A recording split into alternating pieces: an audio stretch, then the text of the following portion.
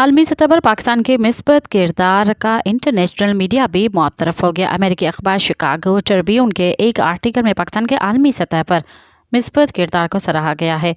अपने आर्टिकल में Chicago Tribune ने कहा कि खिते में तनाज़ात के हल और तामीर और तरक्की के आलमी मुआहिदों में पाकिस्तान का हमेशा अहम मिस्बत किरदार रहा है। दहशतगर्दी के खिलाफ आलमी जंग में पाकिस्तान की खदमात किसी से ढकी छुपी नहीं।